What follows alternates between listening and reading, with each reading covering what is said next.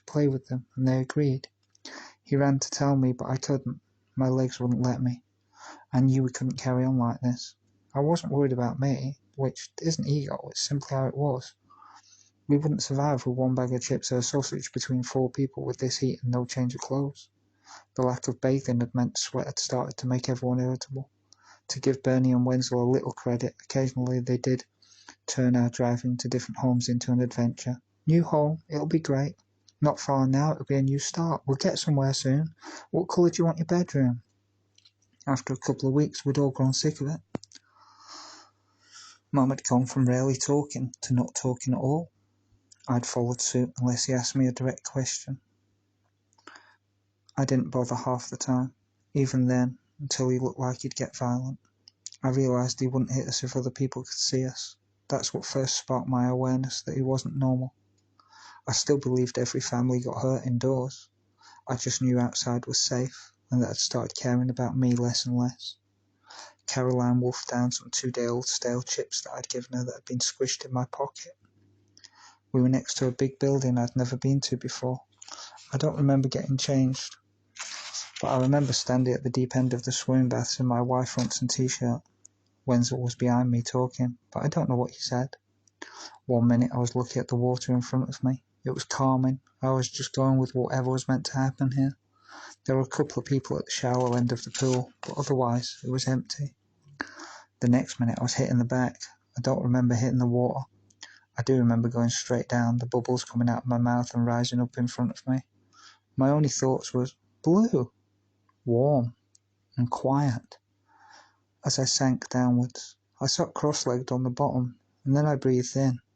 Panic hit me as I inhaled water. I flailed my arms but couldn't get up.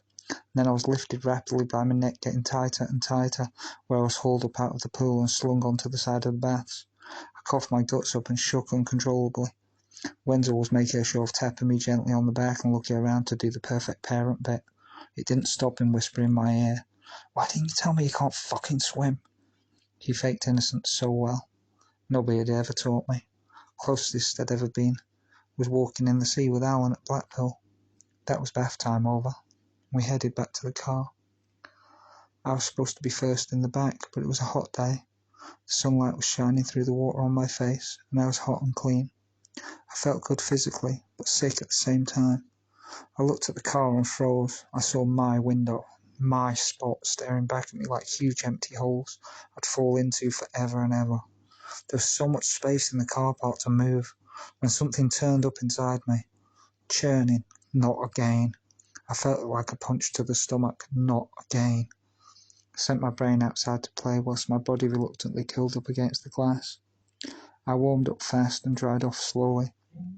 My underwear burnt into the creases in my legs, preventing me from keeping the me in my mind outside and periodically dragging me back into the vehicle. I love the outside. I was on a skateboard that can jump anything, cars, walls, lampposts. I'd ride the house walls as we went past, scoring points like I did on the Paperboy game on my Nan's old Game Gear console. Nan? No. Back outside. It's nice outside. I'm free. 10 points.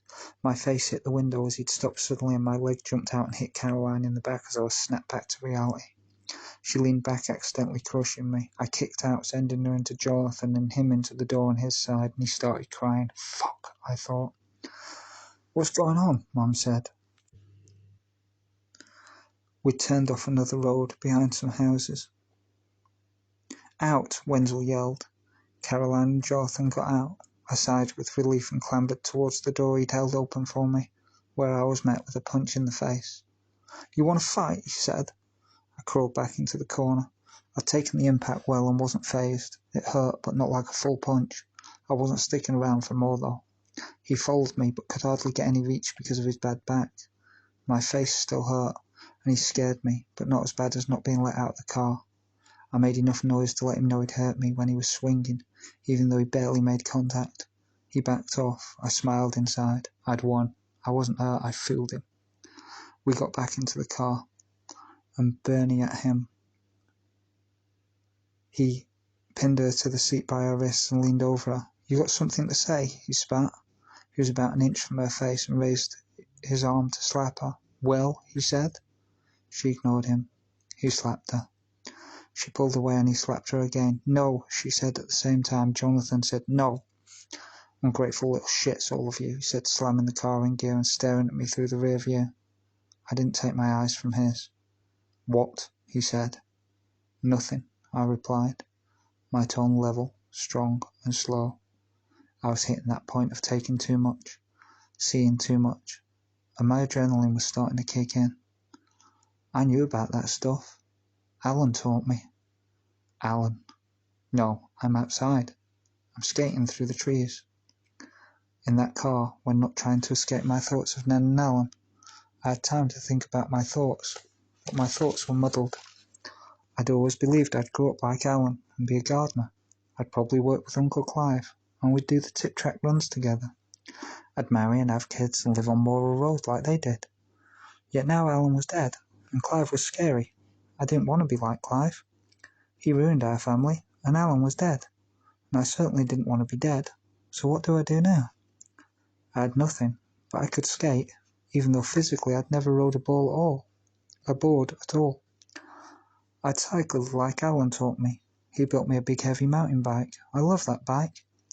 Mum was quiet, and I understood why. Yeah, I'll be like Mum. I mean, I've never seen my friends in Macclesfield again. His name was Lee. I'd gone to his house for lunch. His mum was really friendly. We sat at the table and had dinner. I ate the lot, and then she came through with orange juice and said, "Why don't you tell me?" I'd forgot the juice.